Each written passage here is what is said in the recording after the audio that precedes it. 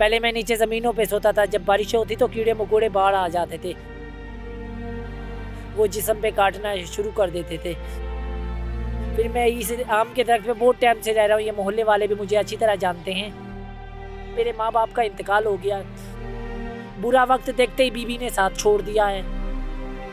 साथ छोड़ने के बाद मेरे ऊपर उल्टा केस भी कर दिया है। मेरा जेवर वेवर छीना, ऐसा कुछ भी नहीं है। मैं जेवर छीनता तो झोपड़े में रह रहा होता, सुकून से ज़िंदगी गुजार रहा होता। मैं गाड़ियाँ वगैरह साफ़ करता हूँ, इधर ग्राउंड में झाड़ू वगैरह गलियों में लगाता हूँ। अल्लाह का शुक्र है, मेहनत करके खाता हूँ, किसी से मांगता नहीं हूँ। भले मेरे ऊपर जितना बुरा वक्त आया, मैंने उससे अल्लाह का शुक्र है मुकाबला किया। मतलब कि दुनिया में कौन किसका अपना होता है, धोखा भी वही दे जाता है जो दिल के करीब होता है। बिस्मिल्लाहिर्रहमानिर्रहीम, अस्सलाम वालेकुम। न्यूज़ 360 में खुशामदीद और मैं हूँ आपकी होस्ट महम ज़हरा। नाज़रीन, इस वक्त मैं मौजूद हूँ कोहिनूर पार्क में, जहाँ पर एक इंसान ने दुनिया से परेशान होकर, गुर्बत से परेशान होकर, महंगाई से परेशान होकर दरख्त पर ही घर बना लिया। मेरे साथ इस वक्त मौजूद हैं फरमान। आपने फरमान को काफ़ी वीडियोस में देखा होगा, क्योंकि ये अपने इस काम की वजह से रातों रात वायरल हो गए सोशल मीडिया पे। जितने भी चैनल, जितने भी न्यूज़ वाले हैं, वो इनका कवर कर चुके हैं, इनकी वीडियोस को, इनके घर को, जिन्होंने बड़ी ही मेहनत से एक दरख्त के ऊपर घर बनाया है। मोस्टली लोगों ने इनके घर में बैठ के इंटरव्यू किया है, लेकिन इनका घर जब मैं यहाँ पर लोकेशन पे आई और मैंने देखा कि इनका घर दरख्त पे काफ़ी ऊंचा था और वहाँ पे चढ़ना मेरे लिए तो बहुत ज़्यादा नामुमकिन था, तो इसलिए मैंने फिर इनका पार्क में बैठ के इनसे बातचीत का फ़ैसला किया करने का। तो चलिए इनसे बात करते हैं और जानते हैं कि फरमान की ज़िंदगी में ऐसा क्या मुश्किल आई, ऐसे क्या मसले आए जिन्होंने ऐसा फ़ैसला किया और दरख्त पर ही चढ़ गए। अस्सलाम वालेकुम। वालेकुम सलाम। कैसे हो फरमान? अल्लाह का शुक्र है, ठीक ठाक। फरमान, ये बताओ कि एक तो होता है कि बहुत से लोग जो गुर्बत के मारे हैं, जो कोई रेंट का घर भी अफोर्ड नहीं कर सकते, वो मोस्टली या तो किसी फुटपाथ पे या किसी भी ऐसी जगह पे पुल के नीचे कहीं भी अपना डेरा जमा लेते हैं, अपना जो है ना बोरिया बिस्तर बांध के वहाँ पे अपना घर बसा लेते हैं। लेकिन ये सोच के एक दरख्त के ऊपर पूरा एक रूम डिज़ाइन करना कैसे आई?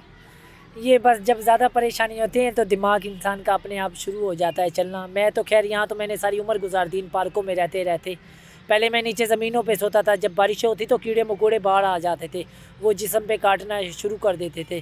फिर मैं इस आम के दरख्त पे बहुत टाइम से रह रहा हूँ, ये मोहल्ले वाले भी मुझे अच्छी तरह जानते हैं। तो फिर मैं दरख्त पे बैठ के कैरियाँ तोड़ता था, फिर यहाँ एक लेट जाता था वहीं पे। फिर जैसे मैंने सोच लगाई कि मैंने कहा कि यहाँ लेटने की जगह बन सकती है, तो हम बांस बांध के देखते, बांस बांध के देख मजबूती आती है नहीं आती। मैंने एक दो बांस बांधे, फिर कचरा कुंडी से उठा के, लोग दरवाजे फेंक देते हैं जो ख़राब हो जाते हैं नीचे से, तो वो सर पे उठा के कचरा कुंडी से दरवाजे लेके आए। रातों रात अकेले ने ऊपर बड़ी मेहनत के साथ अकेले ने खींचे। पहले नीचे उतर के दरवाज़ा बांधता था, फिर ऊपर जाके रस्सा खींचता था, तो दरवाजे बिछाए, एक गद्दा डाला, उधर नींद अच्छी आने लग गई। दोपहर में वहाँ सो जाता था, रात में फिर नीचे सोता था। जब मैंने कहा यहाँ तक बन चुका है तो इसको मुकम्मल कर लिया जाए, फिर इसको मैंने आराम से ना तकरीबन दो हफ्ते लगे हैं, 3 हफ्ते लगे, इसको मैंने मुकम्मल कर लिया। क्योंकि महंगाई यहाँ पे इतनी है, 15,000 रुपये 16,000 रुपये खाली एक कमरे का मकान है। फिर उस मकान की एक दिन भी ना हो जाए, थोड़ी देर लेट हो जाए तो मकान वाला चीज़ चिक पिक करेगा। तो फिर गैस बिजली का बिल अलग है, पानी का अलग है। फिर इस वजह से परेशान होकर मैंने इधर घर बना लिया, क्योंकि मेरे माँ बाप का इंतकाल हो गया है। बुरा वक्त देखते ही बीवी ने साथ छोड़ दिया है। साथ छोड़ने के बाद मेरे ऊपर उल्टा केस भी कर दिया है। केस क्या किया कि फरमान ने मुझे मारा है, घर से निकाल दिया है, जेवर वगैरह छीन लिए हैं। मेरा अपना घर तो था नहीं, वो किराए का घर था, मैं किराया नहीं सपोर्ट कर पा रहा था, तो इस वजह से उसने मुझे छोड़ दिया। और इसने मेरा झूठा केस मेरे ऊपर किया। हालांकि जेवर अम्मी के जो झुमके उतरते मरने के बाद, जो कंगन उतर के अम्मी के में सारे कंगन भी लेके गई है, अपने भी मेरा भी ने जेवर लेके गई है, अपना भी जेवर लेके गई है। तो उल्टा मेरे ऊपर सिटी कोर्ट में इधर कर दिया कि फरमान ने मेरा जेवर वगैरह छीना। ऐसा कुछ भी नहीं है। मैं जेवर छीनता तो झोपड़े में रह रहा होता, सुकून से ज़िंदगी गुजार रहा होता मैं। तो जो ओरिजिनल मेरा निकाह नामा है वो मेरी वाइफ के पास है। उस ओरिजिनल निकाह नामा में 5,000 रुपये हक मेर लिखा हुआ है। 5 लाख होगा, ये कुरान पे हाथ रख के 5 लाख है तो मैं 5 लाख रुपए भी देने के लिए तैयार हूँ, मगर 5 लाख है ही नहीं। ये ओरिजिनल निकाह नामा भी सिटी कोर्ट में नहीं पेश कर रहे। बस कहते हैं ना, बस मेरी ऐसी हालत देखी, सब ने मेरा साथ छोड़ दिया। मेरे हिस्से में सिर्फ एक मेरी बहन है, वो मेरे चाचू के घर पे रहती है। जो महीना बनता है 10,000 15,000 जो बनता है, उसमें से 5,000 मैं निकाल लेता हूँ। कि होटल का आप अकेला बंदा भी खाए ना, वो उसको अंदाज़ा हो जाएगा। मैं तो कोई फालतू चीज़ भी नहीं खाता, नहीं मावा, ना सिगरेट, ना पान, ना गुटखा, कुछ भी नहीं, सिर्फ रोटी पानी भी खाता हूँ। ये भी मेरे 5-6 हज़ार रुपये बिल आ जाता है महीना। तो इस वजह से बंदा कहाँ ले पाएगा, नहीं ले पाएगा। कराची शहर में तो एक कमरे का क्या 1 फुट की भी जगह नहीं ले पाएगा। मैं मजबूरियों में आके मैंने कितने कैमरामैन आए, कितने आए, समा वाले आए, ARY आए, कितने आए, सब ने यही कहा कि फरमान हुकूमत से क्या गुजारिश करना चाहिए। हुकूमत से तो मैं गुजारिश कर करके थक गया, मुझे एक छोटा सा मकान लेके दिया जाए। मैं भी तुम लोगों की तरह अपनी ज़िंदगी गुजारना चाहता हूँ, मैं भी अपना घर बसाना चाहता हूँ। घर बसाने के लिए वो भी अपना मकान मांगेगी, वो भी किसी की बेटी है, किसी की बहू है, किसी की बहन है। मैं भी उसको यहाँ ला के तो नहीं डाल सकता ना। तो इस वजह से मैंने कहा बस मैं ये सोच रहा हूँ बस पहले मेरी बहन की शादी हो जाए, उसके बाद मैं अपनी देखूँगा। मेरी हुई तो हुई, मेरी अपनी ज़िंदगी गुजर जाएगी। मर्द आदमी अपनी ज़िंदगी गुजार लेगा जैसे तैसे करके। जो औरत ज़ात होती है वो नहीं गुजार पाती, वो इसके भी ताने सुनेगी, उसके भी ताने सुनेगी, क्यों नहीं शादी की, क्या वजह थी, 100 ताने होंगे 100 में। अब ये है अम्मी के इंतकाल होने से पहले अम्मी ने उसकी मंगनी करवा दी थी। अब ये अल्लाह का शुक्र है बकरा ईद के बाद मेरी बहन की शादी है। ये है जैसे न्यूज़ वाले आते हैं या दूसरे लोग मेरा नंबर इसमें डाल देते हैं, दूसरे लोग मेरी मदद करते हैं कि जैसे किसी ने 2000 दे दिए, किसी ने 3000, किसी ने अपनी खुशी से 5000 दे दिए, किसी ने 10,000 दे दिए। ऐसे मेरी बहन का कुछ फर्नीचर मतलब जो सामान था छोटा मोटा वो अल्लाह का शुक्र है बहुत बेहतर बन चुका है। अब क्या रह गया, सिर्फ उसका जेवर रह गया और फर्नीचर रह गया। इंशाल्लाह ताला मैं अपनी मेहनत के साथ कोशिश करता हूँ, तो यही कोशिश करूँगा मुझे किसी से मांगने की ज़रूरत ना पड़े, ना हाथ फैलाने की ज़रूरत ना पड़े। मैं अपनी मेहनत करके गाड़ियाँ वगैरह साफ़ करता हूँ, इधर ग्राउंड में झाड़ू वगैरह गलियों में लगाता हूँ। अल्लाह का शुक्र है मेहनत करके खाता हूँ, किसी से मांगता नहीं हूँ। भले मेरे ऊपर जितना बुरा वक्त आया मैंने उससे अल्लाह का शुक्र है मुकाबला किया। कहते हैं ना अल्लाह के घर में देर है अंधेर नहीं है, कभी भी देगा। वो क्या पता अल्लाह हमें आजमा रहा हो, इसे मेरे बंदे की आजमाइश कितनी है, कितना बर्दाश्त कर सकता है। अल्लाह का शुक्र है बर्दाश्त कर रहा हूँ, इंशाल्लाह आगे भी बर्दाश्त करूँगा। और दूसरी बात ये, जितने भी लोग मुझे देख रहे हैं, ये इमरान खान के पास मेरी ये वीडियो पहुँचाई जाए, आगे से शेयर की जाए। मैं अपना नंबर बता देता हूँ, मेरा नंबर है 034634435156। ये मेरा नंबर है। कोई मदद करना चाहे, कोई भी मतलब, तो रमज़ान का महीना आ रहा है, वो होता है, कोई राशन देता है, कोई क्या करता है, जैसा हो सकता है जिस तरीके से मदद हो सकती है। क्योंकि यहाँ मेरी बहन बैठी हुई है, क्योंकि हर कोई खाने से मांगते हैं, मतलब पैसा देता रहूँ अपने चाचू वालों को, तो मेरी बहन बैठी है सुकून से। नहीं दूंगा तो उसको बोलेंगे जाओ आप यहाँ से, तो मैं उसको अलग घर में नहीं रख सकता। अलग घर में रखूँगा, अलग घर में किराए पे मिसाल के तौर पे ले भी लेता हूँ ना, तो लोगों की 100 मुँह है 100 बातें हैं। बहन भाई साथ में नहीं रह पाएंगे, साथ में वाइफ होती तो फिर तो समझ में आता। वाइफ ने भी मेरे बुरे वक्त में साथ छोड़ दिया। अल्लाह पाक चलो उसको भी खुश रखे, मैं उसको भी कोई बदवाएँ नहीं दे रहा ना उसको, मगर ये मेरे साथ इसने गलत किया, मेरे ऊपर केस कर दिया। मैं इतना अमीर आदमी थोड़ी हूँ, मैं सारी उम्र केसों में पैसे भरूँगा। अब 3 साल से हर महीने 3000 रुपये मैं कोर्ट में भर के आ रहा हूँ, 2000 रुपये वकील को, 5000 उसका अलग दे रहा हूँ मैं जी। अच्छा फरमान, तुम्हारी जिस तरह की तुमने बातें करी हैं, तुम्हें देख के लग रहा है कि तुमने जो है ना वो हर जगह का जायज़ा ले लिया है, हर रिश्ते का, दुनिया के हर रुख से, दुनिया के हर चीज़ से तुम वाकिफ़ हो गए हो। तुम्हारी अभी उम्र कितनी है? मेरी उम्र 25 साल उम्र हो गई है मेरी। मैं इधर 12 साल की उम्र में आया था, जब तो अम्मी अब्बू भी हयात थे। अम्मी अब्बू भी इधर ही रहते थे कायदाबाद में, वहाँ पे मकान फिर भी सस्ते थे। फिर अम्मी अब्बू का इंतकाल हो गया तो अम्मी के जिगर में कैंसर फट गया था। तो अम्मी ने मेरी ये लड़की जो थी ना, ये लड़की भी बेवा थी, इसकी पहले से एक शादी हो चुकी थी। फिर भी अम्मी ने कहा किसी का भला हो जाए, किसी की बेटी का घर बस जाए, तू शादी कर ले। मैंने कहा चलो, अम्मी की भी तबीयत ख़राब रहती है। फिर घर में तकरीबन 4 से 5 दिन बिल्कुल अच्छी चली है। फिर सीधी बात उसने ये कही है, मैं तेरी खिदमत करनी आई हूँ, तेरी माँ की खिदमत नहीं करनी आई हूँ। अम्मी ने मेरा हाथ पकड़ के अपने सर पे रखा, बोली तुझे मेरी कसम है, इसको कुछ नहीं बोलना, तू सही है ना, मेरी ना करे। मेरी बेटी अभी बैठी हुई है, वो मेरी करती रहेगी, मेरी ज़िंदगी थोड़ी सी रह गई है, वो तेरा घर बसा रहे, तू अनपढ़ आदमी है, तुझे लड़की कौन देगा। फिर मैंने उसको नागा करते करते हालांकि अपने मर्ज़ी से नाराज़ होके गई है, फिर भी मैंने इसके ऊपर कुछ भी नहीं कोई हाथ उठाया ना कुछ। ये कसम खा ले, मैंने कभी इसको यूँ हाथ भी, जब से अम्मी ने बोला था ना सर पे हाथ रखो, आप इसको कुछ कहोगे नहीं, मैंने कहना ही छोड़ दिया। फिर इसने बातें सीधी लफ्ज़ों में ये बात करती थी कि मैं जिसको पसंद करती हूँ वो अमीर आदमी है, मैं उससे ही वापसी शादी करूँगी। वो आज भी मुझसे शादी करने के लिए तैयार। मुझे इस बात पर गुस्सा आता था। मैंने कहा जब तूने उससे ही शादी करनी तो फिर मेरे साथ निकाह क्यों किया तूने, तू उसके साथ अपनी ज़िंदगी बसा लेती। मैं जब छड़ा छपाता था अपना, अभी मेरे पूरे ख़ानदान की इज़्ज़त मलमा मीट कर दी उसने।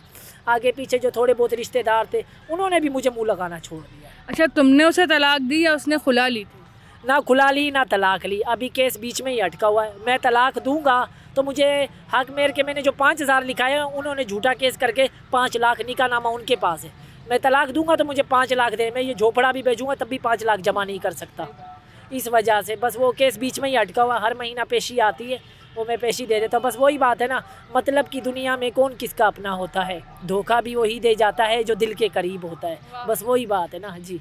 मतलब तुमने हर किसी से धोखा खाया हुआ है ज़िंदगी में आज तक। कहते हैं ना कि एक मुखलिस साथी है, एक मुखलिस इंसान तुम्हें नहीं मिला जो हर हाल में आपका साथ दे। जी जी, बिल्कुल नहीं मिला।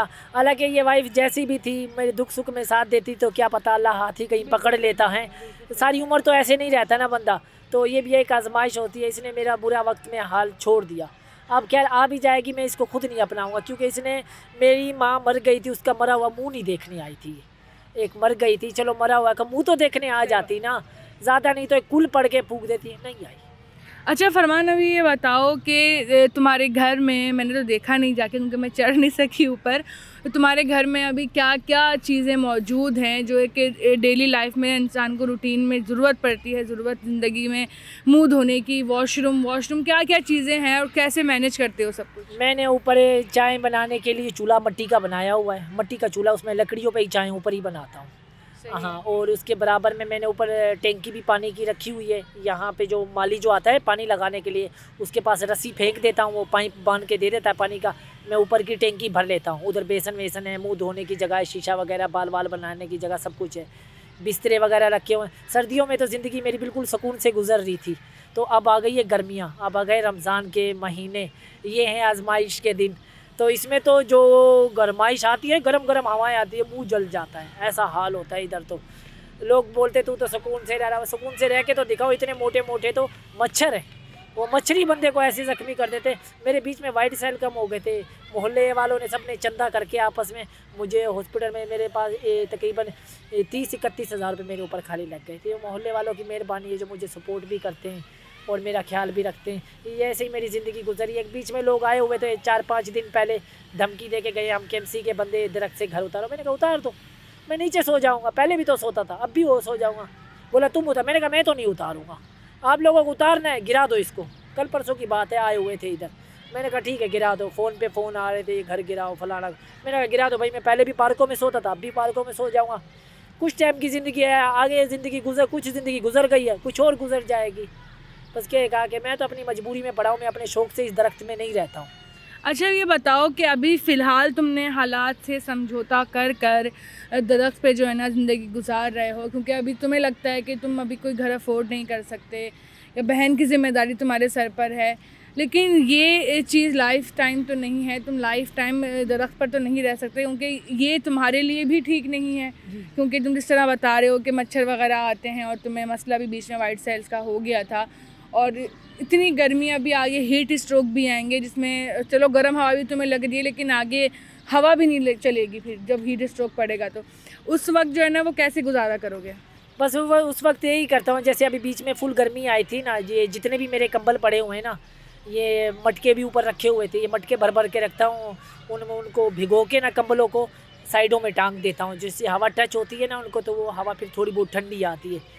पूरे बिस्तरों को गीला कर लेता हूँ, नीचे वाले बिस्तरों को भी, ऊपर वाले बिस्तरों को, जब ज़्यादा गर्मी होती है उसके बाद फिर मैं आराम करता हूँ। नहीं तो बहुत ज़्यादा गर्मी होती है। यहाँ तो कराची में ऐसी बीच में गर्मी हो रही थी, लोगों के छतों पे बकरे मर गए थे, मुर्गियाँ मर गई थी, ऐसा हाल हो गया था। बस अब मेरी ज़िंदगी जब जहाँ तक गुजरी है, कोई अल्लाह का फरिश्ता आ गया या कोई अल्लाह का नेक बंदा आ गया जिसने हाथ पकड़ लिया, तो फिर मैं यहाँ गुजारा नहीं करूँ, फिर मैं आगे कहीं निकल जाऊँगा जी। अच्छा तुम काम क्या करते हो और कितना कमा लेते हो महाना? मैं गाड़ियाँ वगैरह साफ़ करता हूँ और गलियों में झाड़ू वगैरह लगाता हूँ, वहाँ से महीना मेरे 15,000 रुपये बन जाते हैं।